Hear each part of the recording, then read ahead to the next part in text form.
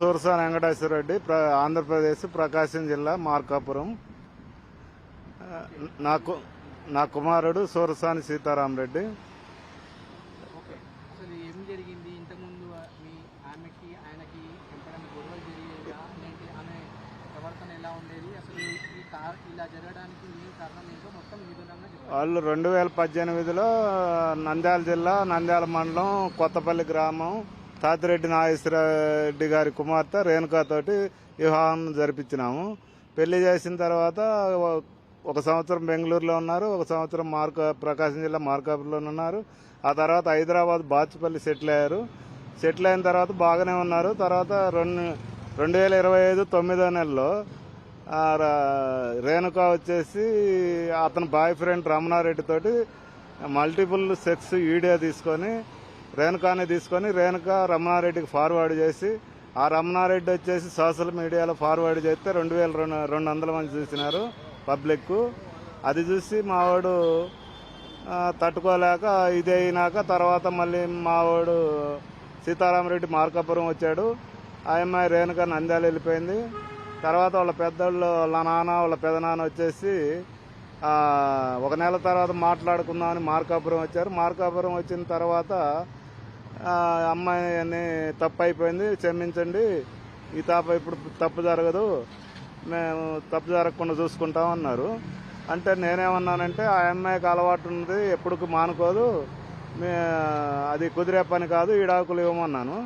ఇవ్వమంటే లేదు, అట్లా లేదులే, ఎప్పుడు జరగదు, మేమే చూసుకుంటామని అవతల వాళ్ళని ఇదే చేస్తాము అని అన్నారు. ఆ తర్వాత వచ్చేసి ఇంకొక నెల నేనేమన్నానంటే ఆ అమ్మాయికి అలవాటు ఉన్నప్పుడు ఇతను కాదు ఇంకొకళ్ళతో వెళ్ళిపోతుంది, అట్లా ఎట్ట కుదిరితే ఈటని అట్లా ఈడాకులు ఇవ్వాల్సిందేనంటే లేదు లేదని బతిలాడితే నేను వచ్చేసి అది కాదు, నేను ఒక మాట చెప్తాను, అదే అవతల వ్యక్తి రమణారెడ్డి తోటి ఇష్టం ఉందో లేదో ఆ అమ్మాయిని కనుక్కోండి, ఇష్టంగానే ఉంటే ఆ అమ్మాయిని రమణారెడ్డి తోటి పెళ్లి చేసి బయటికి పంపిండి, పెళ్లి చేసి పంపిండి, మా వాడుకుంటే పిల్లల్ని తీసుకొని ఏదన్నా ఉంటే పెళ్లి చేస్తాము, లేదంటే పిల్లోళ్ళని సీతారామరెడ్డి మేము చూసుకుంటాము అని అంటే కనుక్కుంటామని వెళ్ళిపోయారు.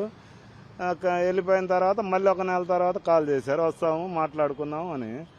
నేను మా బాబుని సీతారామరెడ్డిని అడిగితే, నానా ఈ వాళ్ళు అమ్మాయి రేణుక మాట్లాడింది, పిల్లలు ఏడుస్తున్నారు, నేను వాళ్ళతోటి సర్దుకుపోతాలే అంటే, నేనుండి నాకు 100% ఇష్టం లేదు, నిన్ను వాళ్ళు చంపేస్తారు, అట్లా వెళ్ళటానికి లేదు నువ్వు అంటే, లేదు నాన్న నేను ఏదైనా కానీ నా కర్మ ఎట్టుంటే అట్లా జరుగుతుంది, వెళ్తానంటే సరే నేనైతే మాట్లాడటానికి రాను, మధ్యలోగా నువ్వే మాట్లాడుకుంటే నేను ఒక్కడినట్టు వెళ్తాను అంటే, లేదులే మీ మేనమావనిచ్చి పంపిస్తాను, ఇద్దరు కలిసి మాట్లాడుకోండి అంటే మాట్లాడుకున్నారు. మధ్యలో గిద్దలూరులో అతను మార్కాపురం వచ్చి తర్వాత 4 రోజుల తర్వాత హైదరాబాద్ వచ్చాడు.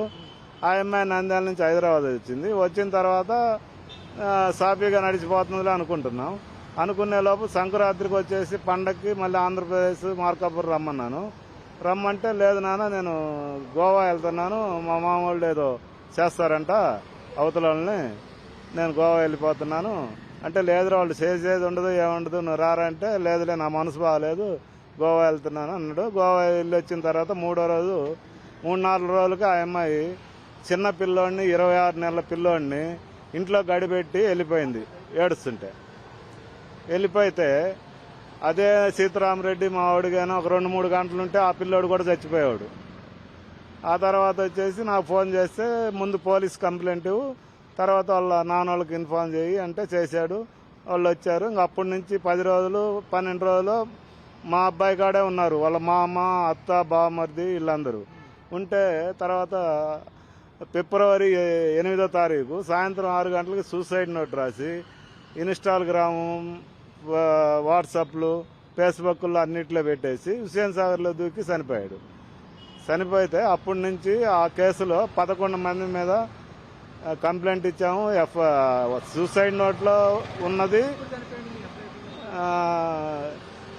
2026 ఫిబ్రవరి 8వ తారీఖు చనిపోతే సూసైడ్లో 8 మంది పేర్లు రాశారు. వాళ్ళ అత్త మామ బావ మధ్య 12 రోజులు ఇంట్లో ఉన్నారు, హింస పెట్టారు, మానసికంగా హింస పెట్టారు, శారీరకంగా హింస పెట్టారని 11 మంది మీద ఎఫ్ఐఆర్ అయింది.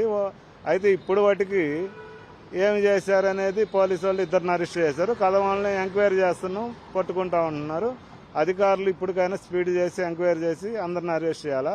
నేను ఆంధ్రప్రదేశ్ సీఎం గారికి, తెలంగాణ సీఎం గారికి మనవి చేసుకునేదంటే ఈ కేసులో ఉన్న ముద్దాయిలందరికీ శిక్ష పడేటట్టు చూడండి. దాంతోపాటు ఈ కేసులో ఉన్న వ్యక్తుల ద్వారా ఈ రేణుక పెదనాన్న తులసిరెడ్డి కొడుకు ద్వారా మా కుటుంబానికి ప్రాణహాని ఉంది. ఈ ప్రాణహాని ఉంది కాబట్టి మాకు రక్షణ కల్పించమని కోరుతున్నాను. అట్నే కేంద్ర హోంశాఖ మంత్రి గారికి కూడా ఇన్ఫార్మ్ చేస్తున్నాను. మా కుటుంబానికి ప్రాణహాని ఉంది, మాకు రక్షణ కల్పించమని ప్రార్థిస్తున్నాను.